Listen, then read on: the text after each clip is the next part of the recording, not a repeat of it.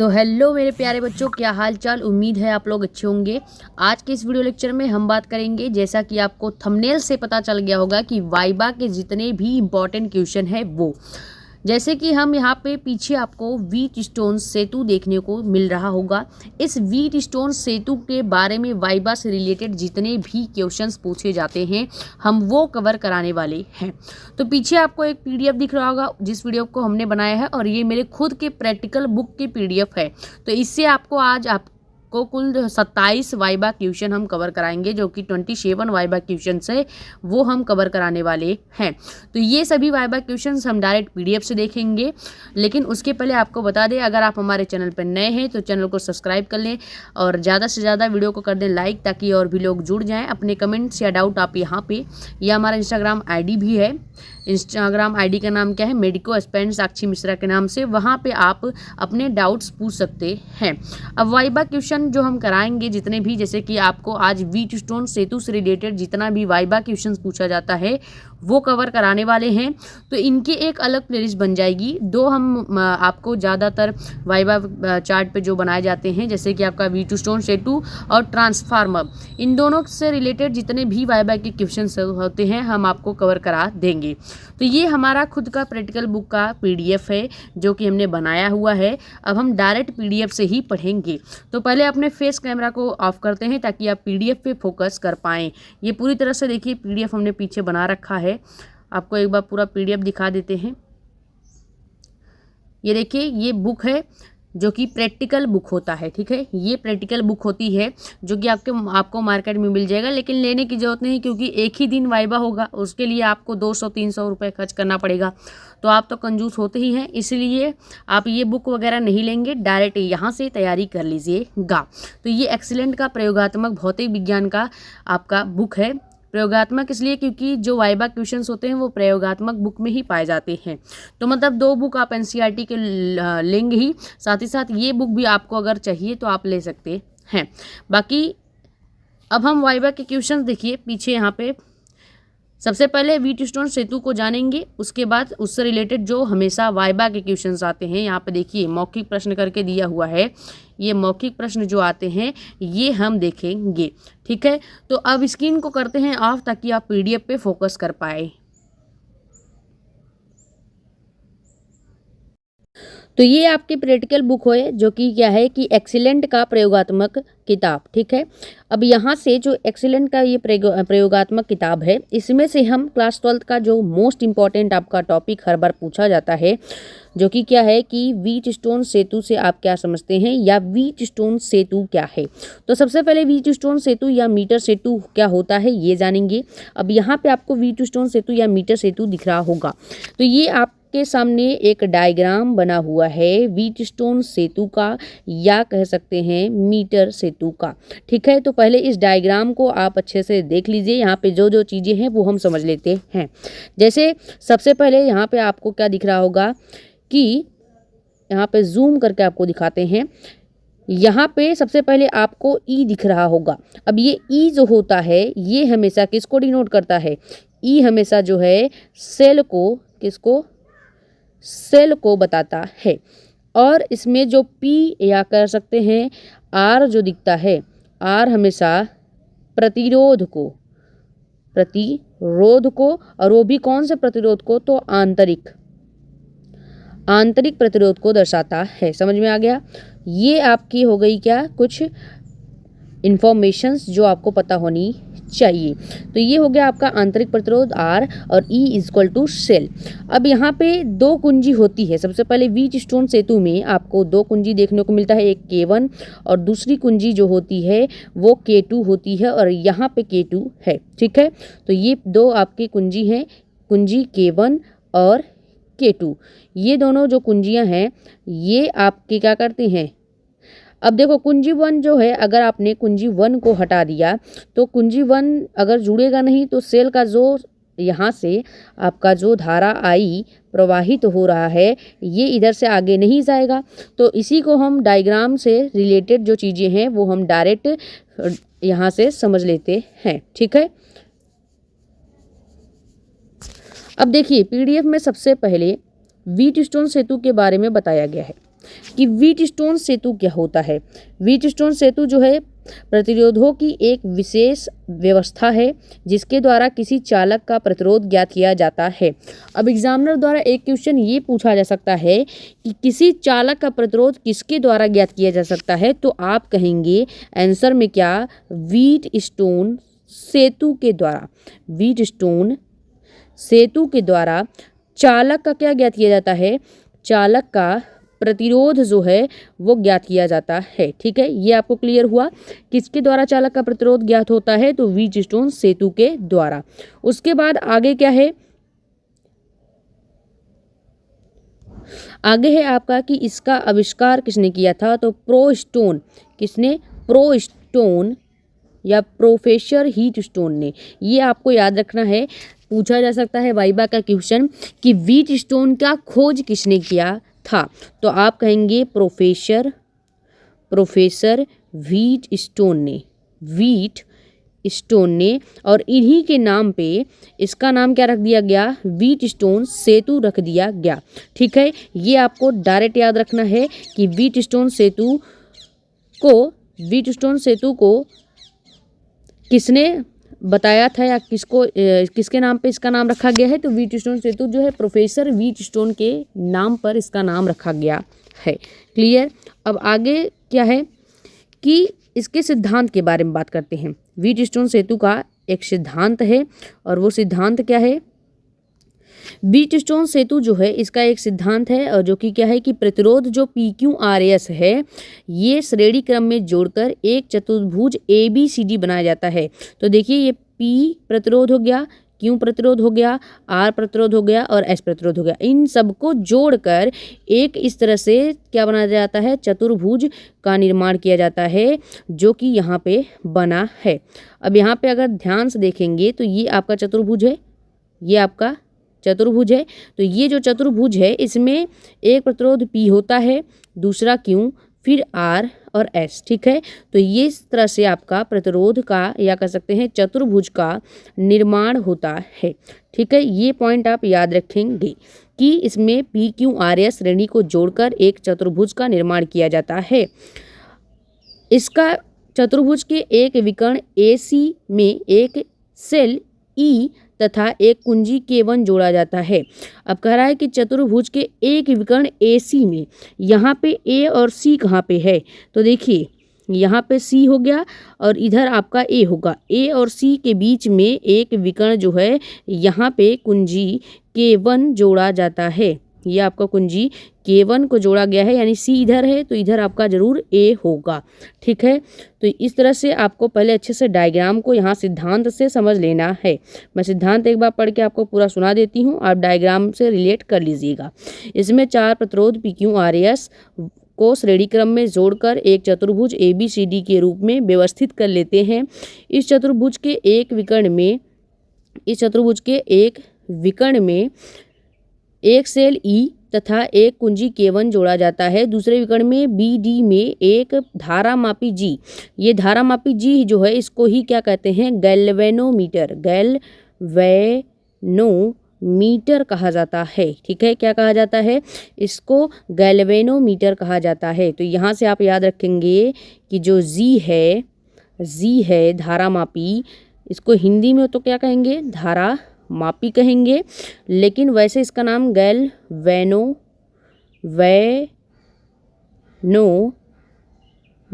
होता है। क्या होता है, गैल्वेनोमीटर होता है। ये चीज़ आप याद रखेंगे। ठीक है, कि G जो है धारामापी होता है, वैसे इसका नाम गैल्वेनोमीटर होगा। उसके आगे क्या है कि गैल्वेनोमीटर G एक कुंजी K2 से जोड़ दिया जाता है। अब चतुर्भुज की चारों भुजाओं के प्रतिरोध को इस प्रकार समायोजित करते हैं कि सेल द्वारा प्रतिरोध या परिपथ में धारा प्रवाहित करने पर धारामापी में कोई विक्षेप नहीं हो, अर्थात धारामापी में कोई धारा प्रवाहित नहीं हो। इस स्थिति में सेल को संतुलित कहा जाता है।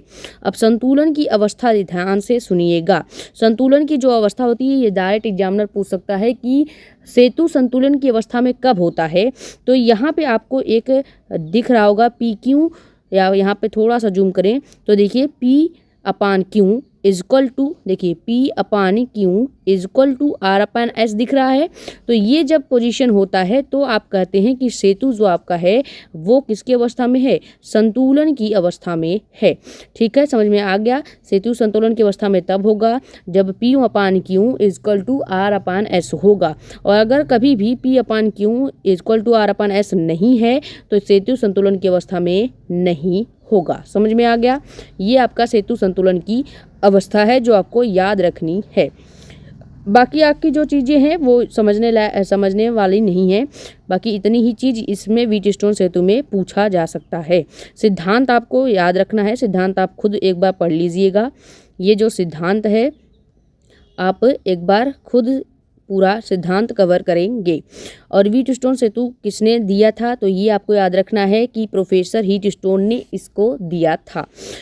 और इससे किसका माप किया जाता है, तो प्रतिरोधों का, जो प्रतिरोधक चालक का प्रतिरोध किससे ज्ञात किया जाता है, तो आप याद रखेंगे व्हीटस्टोन सेतु के द्वारा। तो कुछ क्वेश्चन यहाँ से हैं जो पूछे जा सकते हैं इस आपके पेज नंबर से। बाकी चलते हैं अगले पेज पे, जहाँ से मौखिक क्वेश्चन यानी वाइबा के क्वेश्चन जो अरेंज होते हैं वो कैसे क्वेश्चंस हैं ये हम देखेंगे। ठीक है, तो वाइबा के क्वेश्चंस पे चलते हैं अगले PDF पे। तो ये आपका सेकंड PDF है जहाँ से वाइबा के क्वेश्चंस आते हैं। तो देखिए यहाँ पे वेरी इंपॉर्टेंट भी दिया गया है और ये आपके प्रैक्टिकल बुक का है। ये फ़ोटो जो है आपकी प्रैक्टिकल बुक का ही फ़ोटो है। आप कहीं भी दुकान पे जाके देखेंगे प्रैक्टिकल बुक, मान लीजिए आपको खरीदना नहीं है लेकिन लेके एक बार देखिएगा, वहाँ पे क्वेश्चन ऐसा ही आता है। सबसे पहले एग्जामिनर जो क्वेश्चन ज़्यादातर पूछता है वो क्या पूछता है कि व्हीटस्टोन सेतु का सिद्धांत क्या है। तो अभी अभी हमने बताया कि सेतु संतुलन की अवस्था जो होती है वो क्या होती है, PQ अपान RS होता है। यही होता है सेतु संतुलन की अवस्था, PQ अपान RS। तो अगर PQ अपान RS है तो सेतु आपका क्या होगा, संतुलित रहेगा। सेतु आपका क्या रहेगा, तो आपका सेतु संतुलित रहेगा, वरना आपका सेतु जो है वो संतुलित अवस्था में नहीं रहेगा। समझ में आ गया। तो पहला क्वेश्चन यही है। देखिए यहाँ पे कि व्हीटस्टोन सेतु, एक मिनट थोड़ा इसको और जूम कर लेते हैं ताकि आपको क्लियर क्वेश्चन दिखे। तो क्वेश्चन क्या है पहला कि व्हीटस्टोन सेतु का सिद्धांत क्या है। पहला क्वेश्चन ये आपका है। तो व्हीटस्टोन सेतु का सिद्धांत पहले देखते हैं कि सेतु के संतुलन की स्थिति यानी PQ अपान RS जो है यही व्हीटस्टोन सेतु का सिद्धांत होता है। यानी अगर सेतु संतुलन की अवस्था में है, सेतु संतुलन की अवस्था में है तो आपका ये जो है व्हीटस्टोन सेतु का ही सिद्धांत है। सेतु संतुलन की अवस्था ही क्या कहलाती है, व्हीटस्टोन सेतु का सिद्धांत होता है। सेकंड आपका क्वेश्चन क्या है जो कि बहुत ज़्यादा इंपॉर्टेंट है, वो है कि सेतु संतुलित कब कहा जाता है। तो अभी अभी हमने बताया कि सेतु संतुलन तब कहा जाएगा जब PQ अपान RS होगा, या आप एक चीज़ और कह सकते हैं कि जब धारामापी जो है, जब धारामापी G में, जब यहाँ पे एक चीज़ और है, जब धारामापी G में कोई विक्षेप ना हो। ठीक है, यानी कि जब कोई विक्षेप नहीं होगा तो सेतु संतुलन की अवस्था में है, यानी PQ upon R is equal to S की अवस्था में है। ठीक है, तो ये आपकी कुछ चीज़ें हैं जो आपने याद रखनी है। ठीक है, जो आपने याद रखनी है। अब आगे क्वेश्चन क्या है, क्वेश्चन नंबर 3 जो आपका है ये है कि सेतु सबसे अधिक सुग्राही कब होता है। ठीक है, सुग्राही का मतलब है कि सबसे सही सेतु कब मानी जाती है, तो जब चारों भुजाओं में प्रतिरोध की एक ही कोटि हो। ठीक है, जब सेतु का जो, देखिए अभी हमने आपको बताया कि सेतु जो है चतुर्भुज की 4 भुजाओं से मिलकर बना होता है, चतुर्भुज की 4 भुजाओं से मिलकर बना होता है। जैसे अगर हम डायग्राम बनाएं अगर, तो इस तरह से आपका सेतु होता है। व्हीटस्टोन सेतु आपका कुछ इस तरह से होता है। ठीक है, वैसे इतना क्लियर नहीं बन रहा है पर जो भी बन रहा है आप उससे काम चला लीजिएगा बस। ठीक है। तो ये आपका सेतु हो गया जिसमें प्लस और माइनस सिरे हो गए और यहाँ पे कुंजी हमको जोड़ना है, ये हमने कुंजी जोड़ दिया है। ये कुंजी K1 है और इधर आपका गैल्वेनोमीटर G हो गया और इसके साथ भी एक कुंजी K2 जुड़ा होता है। तो इस तरह से देखिए यहाँ पे क्या करा है कि सेतु सबसे अधिक सुग्राही कब माना जाता है। तो सेतु सबसे अधिक सुग्राही तब माना जाएगा जब प्रतिरोध के चारों भुजाएं जो P, Q, R, S ये चारों भुजाएं हैं और ये चारों भुजाएं जब आपकी क्या होंगी, एक ही कोटि में होंगी तो सेतु आपका संतुलित माना जाएगा। ठीक है, ये याद रखेंगे, प्रतिरोध एक ही कोटि में होगा तो सेतु संतुलित माना जाएगा। अगला क्वेश्चन क्या है कि इसे सेतु ही क्यों कहा जाता है, इसे ब्रिज ही क्यों कहा जाता है। तो व्हीटस्टोन सेतु को सेतु ही क्यों कहा जाता है, ये बहुत ज़्यादा एग्जामिनर पूछते हैं। वो क्या है कि क्योंकि इसमें धारा मापी की, ध्यान से सुनिएगा, क्योंकि इसमें धारा मापी की भुजा जो है संतुलन की स्थिति में समान विभव वाले बिंदुओं को मिलाने में संतुलन का कार्य करती है।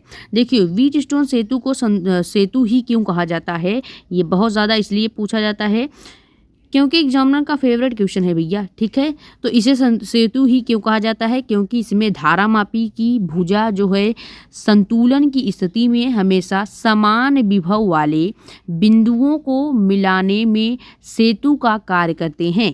यानी इसकी स्ट्रक्चर भी आपने अभी देखी कि ब्रिज के जैसा होता है। कैसा होता है, ब्रिज के जैसा ही होता है, इसलिए इसको सेतु संतुलन या सेतु भी कहा जाता है, इसलिए इसको सेतु कहा जाता है।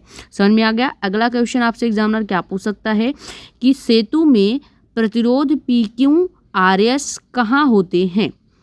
सेतु में प्रतिरोध PQRS कहाँ होते हैं। तो पहले आपको एक बार सेतु दिखा देते हैं, तब आपको अच्छे से क्लियर हो जाएगा। ये देखिए यहाँ पे PQRS दिया गया है, यहाँ पे Q और RS दिया गया है। एक मिनट, S यहाँ पे देखिए, इधर लिखा हुआ नहीं है लेकिन S यहाँ पे है। तो ये पूछा गया है कि सेतु में ये सब कहाँ पे होते हैं। तो सेतु में हमने बता दिया कि ये चतुर्भुज के पास होते हैं। तो यहाँ पे आंसर में आपने क्या लिखना है, आंसर में देखिए आंसर क्या हो जाएगा इसका कि प्रतिरोध PQ अनुपाती, सेतु में प्रतिरोध PQRS कहाँ होते हैं। तो प्रतिरोध PQ अनुपाती भुजाओं में, प्रतिरोध R ज्ञात भुजाओं में तथा प्रतिरोध S जो होगा हमेशा अज्ञात भुजाओं में होती हैं। PQ जो होगा वो किस भुजा में, देखिए P और Q इस तरह से जुड़े होते हैं। P और Q कैसे जुड़े होते हैं, देखिए इस तरह से डायग्राम है आपका, ये आपका, ठीक है, ये आपका P और Q है। अब जहाँ पे P और Q है, इनको, इन भुजाओं को क्या कहते हैं, इस भुजा को कहा जाता है अज्ञात भुजा।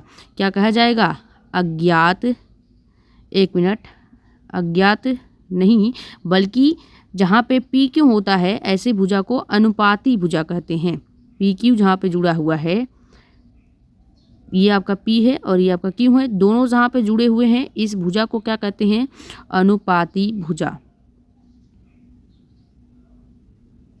अनुपाती भुजा कहेंगे। और जबकि जो आपके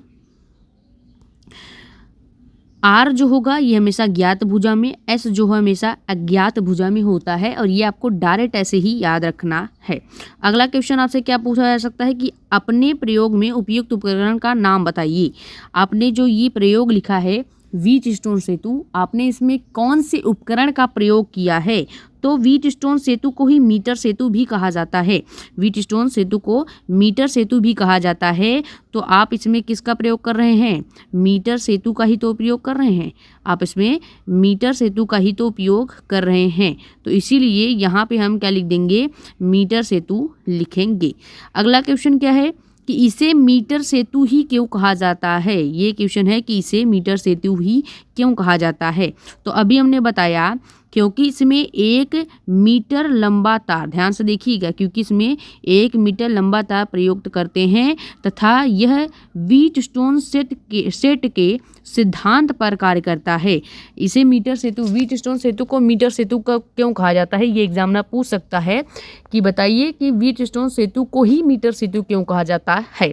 तो आपने कहना है कि व्हीटस्टोन सेतु जो है इसको पहली बात तो 1 मीटर लंबे तार से बनाया जाता है, जैसा कि यहाँ पे लिखा हुआ है, देखिए 1 मीटर लंबे तार से बनाया जाता है। और दूसरा कि इसे व्हीटस्टोन सिद्धांत पर, क्योंकि ये व्हीटस्टोन सेतु जो है वो व्हीटस्टोन सिद्धांत पर कार्य करता है, इसलिए इसको मीटर सेतु कहा जाता है।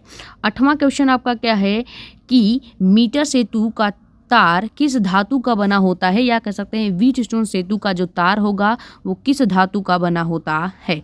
तो इसका आंसर आपका क्या हो जाएगा कि कंसेंटेंट अथवा मैग्नीन का बना होता है। ठीक है, कॉन्सेंटेंट्स तथा या कह सकते हैं अथवा मैग्नीन का बना होता है। अगला क्वेश्चन आपका क्या है कि मीटर सेतु के तार में क्या विशेषता होनी चाहिए। मीटर सेतु का जो ये तार है उसमें क्या विशेषता होनी चाहिए।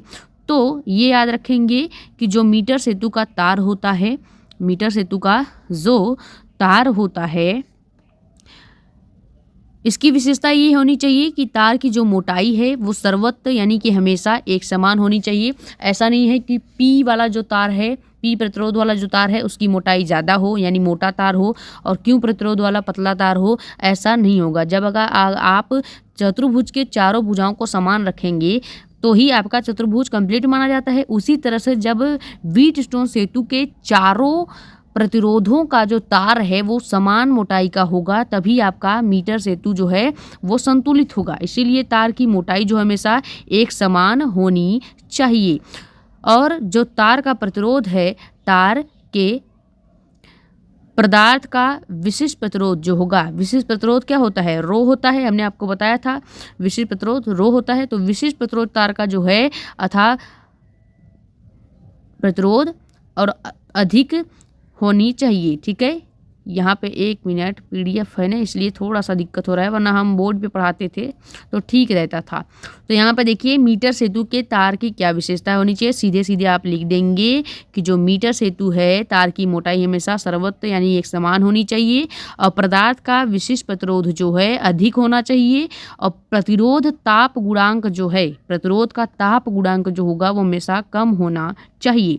अगला क्वेश्चन आपका क्या है, अगला क्वेश्चन जो पूछा जा सकता है वो ये है कि इस तार को तांबे अथवा लोहे का ही क्यों लेते हैं। व्हीटस्टोन सेतु में जो तार होता है आप बताएं कि उसमें तार हमेशा तांबे और लोहे का ही क्यों लिया जाता है, उसके अलावा भी तो कोई तार लिया जा सकता है।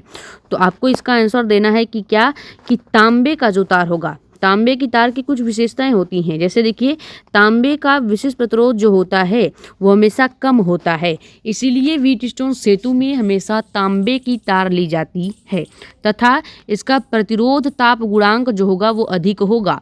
और हमें यही तो चाहिए, विशिष्ट व्हीटस्टोन सेतु में प्रतिरोध जो होना चाहिए, विशिष्ट प्रतिरोध वो कम होना चाहिए और प्रतिरोध का जो ताप गुणांक है वो अधिक होना चाहिए। ठीक है, आगे इसमें क्या लिखेंगे कि लोहे का भी प्रतिरोध ताप गुणांक अधिक होता है। ठीक है, तो इसका आंसर क्या हो जाएगा कि व्हीटस्टोन सेतु में तांबे और लोहे की तार क्यों लेते हैं। तांबे की तार इसलिए लेते हैं ताकि विशिष्ट प्रतिरोध जो है वो कम हो और प्रतिरोध ताप गुणांक अधिक हो, और लोहे की तार इसलिए लेते हैं ताकि विशिष्ट या कह सकते हैं जो प्रतिरोध ताप गुणांक है वो इसका अधिक होता है।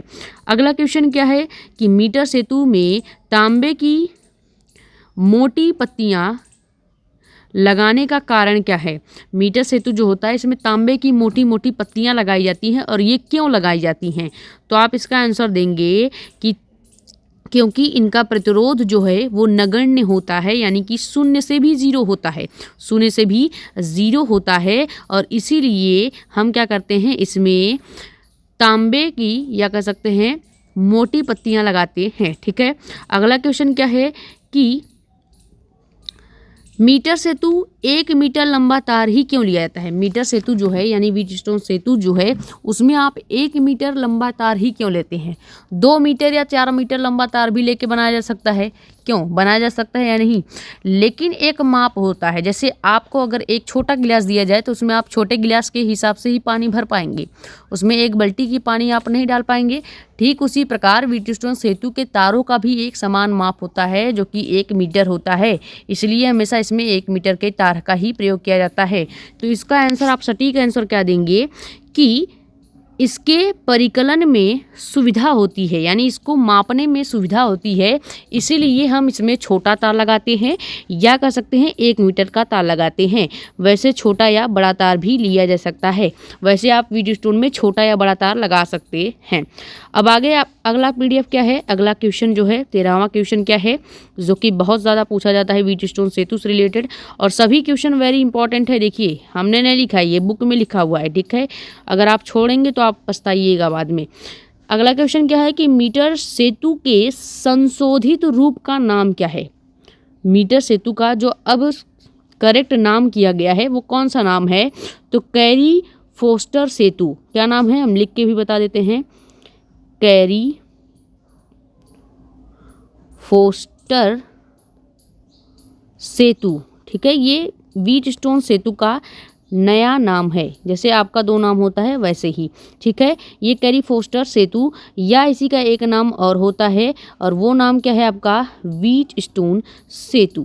व्हीटस्टोन सेतु भी होता है या इसको मीटर सेतु भी कहा जाता है। समझ में आ गया? तो 13वां क्वेश्चन क्लियर हुआ कि व्हीटस्टोन सेतु का नाम क्या है, तो हमने बता दिया व्हीटस्टोन सेतु का संशोधित नाम जो है वो कैरी फोस्टर सेतु होता है। अगला क्वेश्चन क्या है आपका कि मीटर सेतु के प्रयोग में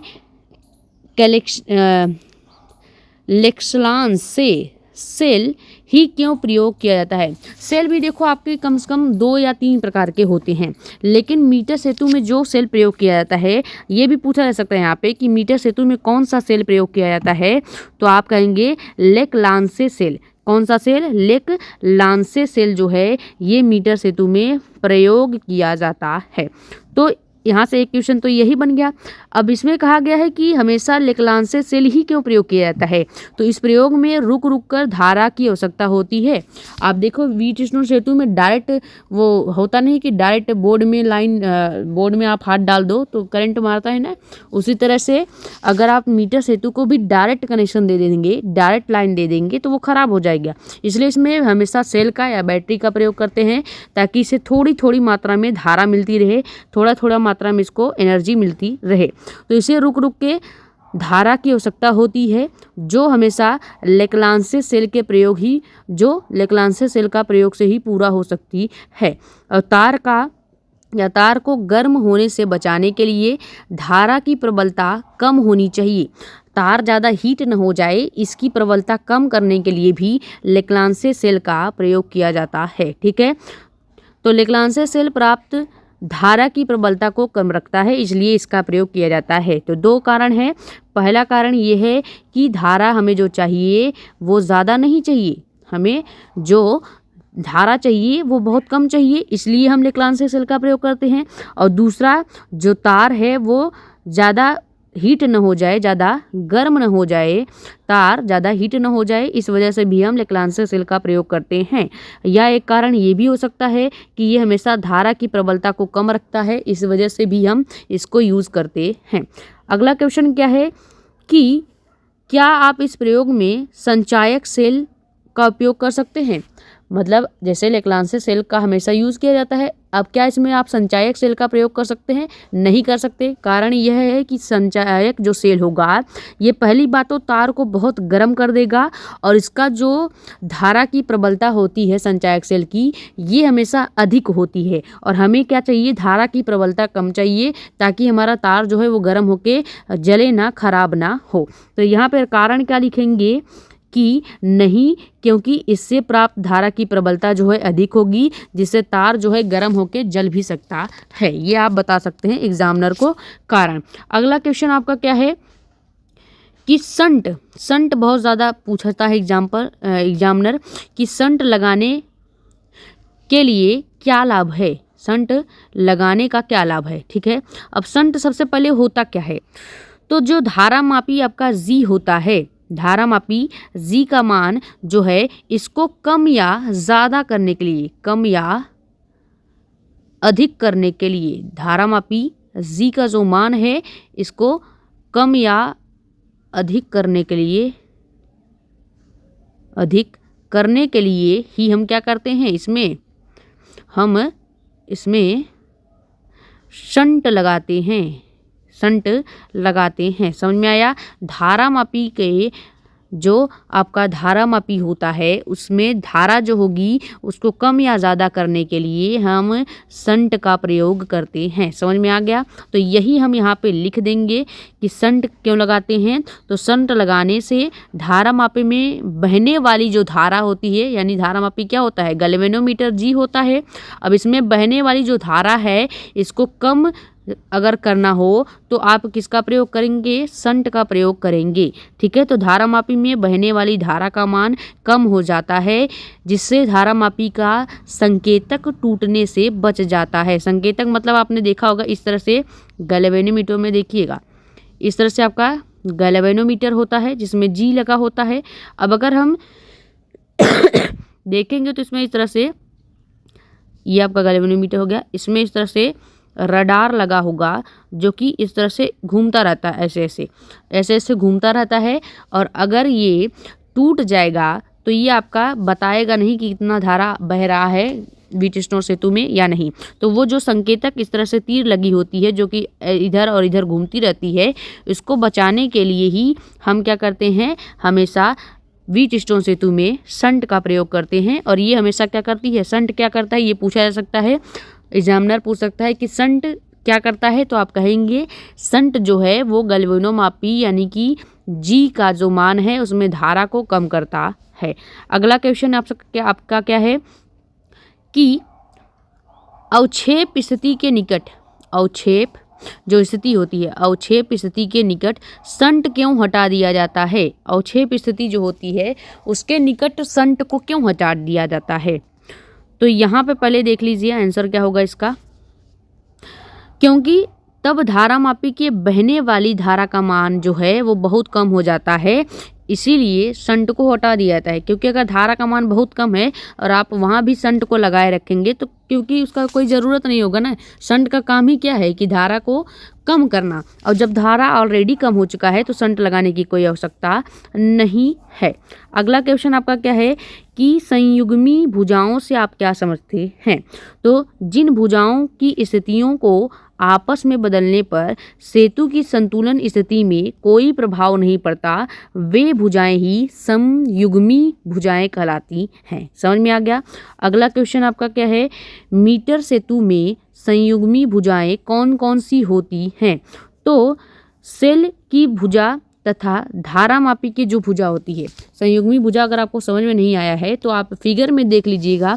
सेल की जो भुजा होती है, यहाँ पे देखिए फिगर कहाँ पे है, यहाँ पे सेल की ये जो भुजाएं हैं और धारामापी की ये जो भुजाएं हैं, सेल की और धारा की मापी की जो भुजाएं हैं, ये भुजाएं ही क्या कहलाती हैं, ये भुजाएं ही समयुग्मी भुजाएं कहलाती हैं, समयुग्मी भुजा कहलाती है। समझ में आ गया।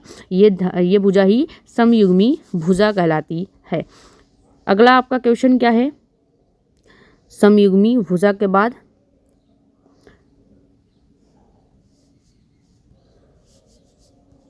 अगला क्वेश्चन है कि आप प्रतिरोध बॉक्स तथा दिए हुए प्रतिरोध तार की स्थितियां आपस में बदलकर प्रेक्षक क्यों लगाते हैं।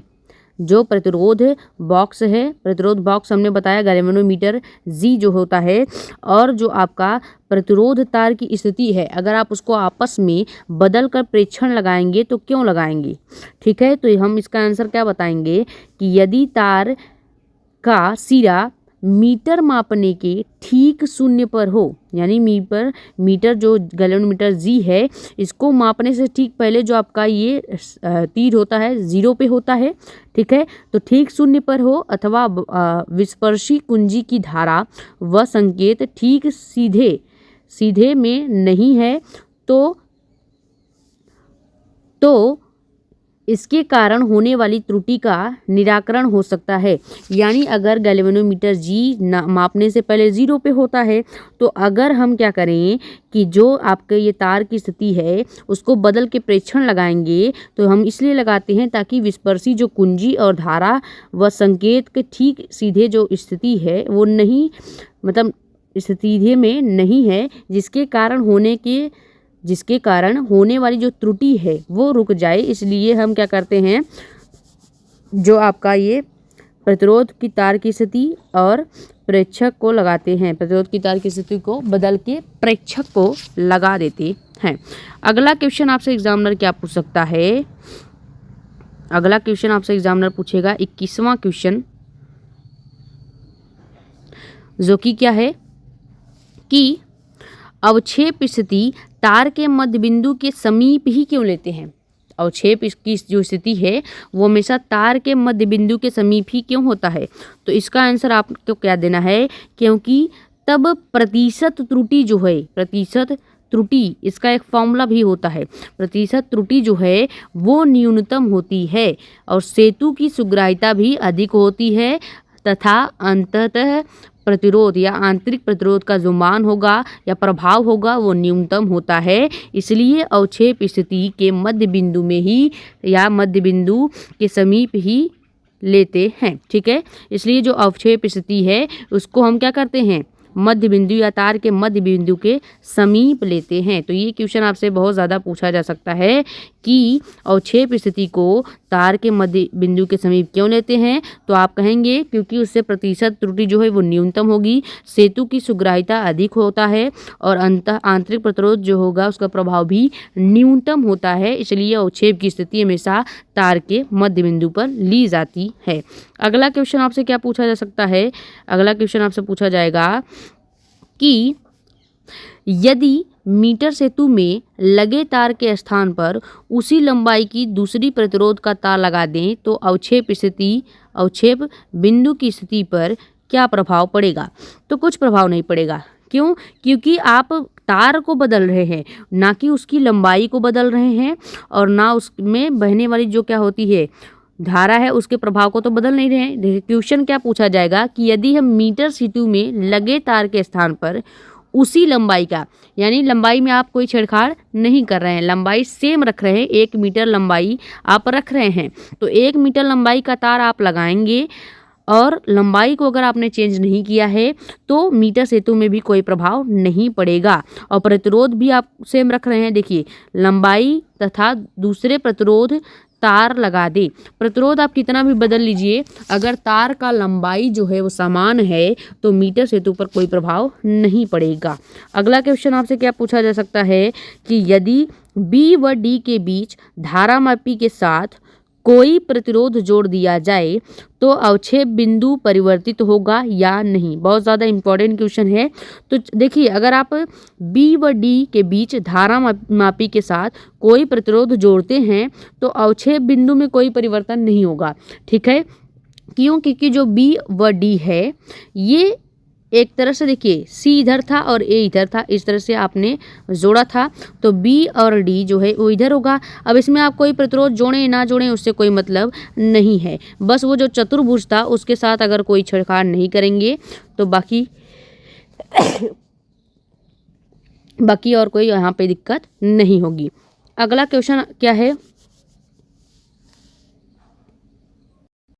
तो अगला क्वेश्चन आपका है कि संतुलन अवस्था में धारामापी में कोई धारा क्यों नहीं प्रवाहित होती है।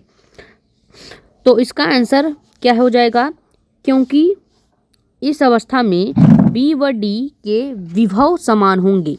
जो आपका B और D इस तरह से जो तार जुड़े होते हैं, इधर C और A था, ठीक है, और यहाँ पे आपका कुंजी के 1 हो गया और यहाँ पे सेल जोड़ा हुआ था। तो जो प्रतिरोध कर रहा है कि अगर हम क्या करें, अगर हम धारामापी अगर संतुलित अवस्था में है तो उसमें धारा क्यों नहीं बह रहा है। तो इसका आंसर भी ये हो जाएगा क्योंकि इस अवस्था में B व D के विभव जो होंगे, विभव V जो है वो क्या है, समान है। और अगर विभव समान है तो धारामापी में धारा जो है वो प्रवाहित नहीं होती है, यानी सेतु जो है संतुलन की अवस्था में होगी। और हमने पहले भी आपको बताया था सेतु संतुलन की अवस्था में धारा का प्रवाह नहीं होगा। क्यों? क्योंकि जो आपका बी और डी जो अवस्था है इसका विभव जो होगा वो समान होगा। अगला क्वेश्चन क्या है कि संयोजक तारों पर धागा क्यों लिपटा रहता है।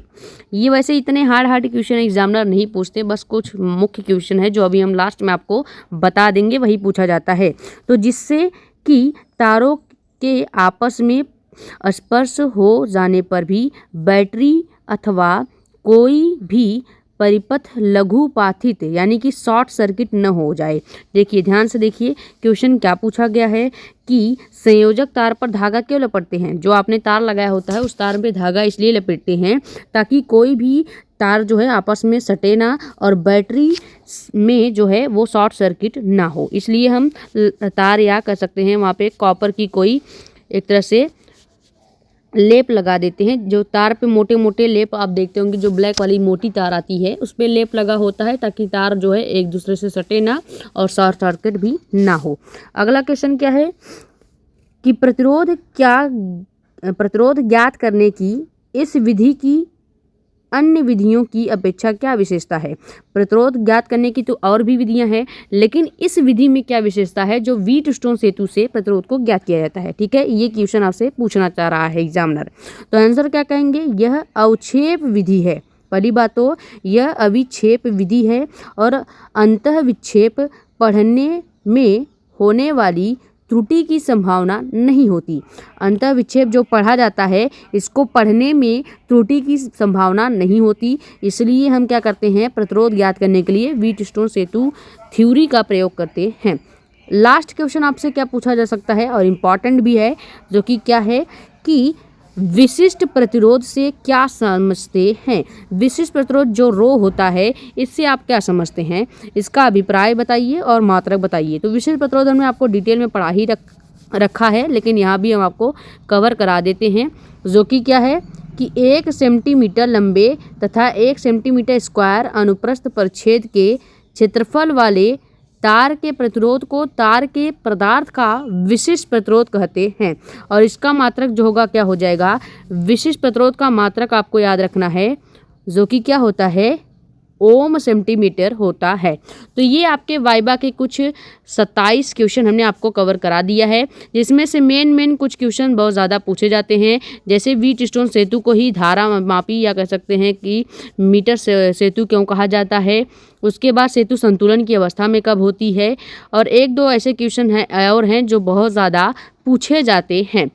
तो आप इस पीडीएफ का एक बार स्क्रीनशॉट ले लीजिए, मैं आपको इसको पीडीएफ का स्क्रीनशॉट लेने का पूरा मौका देती हूँ। फिर अगला पीडीएफ आपका ये रहा, आप पहले अब इसको स्क्रीनशॉट कर लें। फिर अगला आपका आखिरी पीडीएफ जो है वो ये वाला पीडीएफ है, इसको भी स्क्रीनशॉट कर लीजिए। तो उम्मीद है ये आपको जो 27 क्वेश्चन हमने यहाँ पे बताए हैं ये आपके लिए बहुत ज़्यादा हेल्पफुल रही होगी, और सबसे ज़्यादा जो पूछे जाने वाले क्वेश्चंस थे वो भी हमने आपको बता दिया। तो बहुत ज़्यादा इम्पॉर्टेंट ये सीरीज़ आपके लिए आज रही होगी। तो नए हैं तो चैनल को क्या कर दीजिए, सब्सक्राइब कर दीजिए, और ज़्यादा से ज़्यादा वीडियो को कर देंगे शेयर ताकि और भी लोग जुड़ जाएं। लाइक कर दीजिएगा वीडियो को। अपने कमेंट्स या डाउट आप यहाँ पे, यह हमारा इंस्टाग्राम आईडी भी है, हमने पहले ही बता दिया था, मेडिको एस्पेरेंट साक्षी मिश्रा के नाम पर। वहाँ पे आप अपने डाउट्स या कमेंट पूछ सकते हैं। तो मिलते हैं अब आपके अगले वाइबा के इम्पॉर्टेंट क्वेश्चन के साथ। Thank you so much.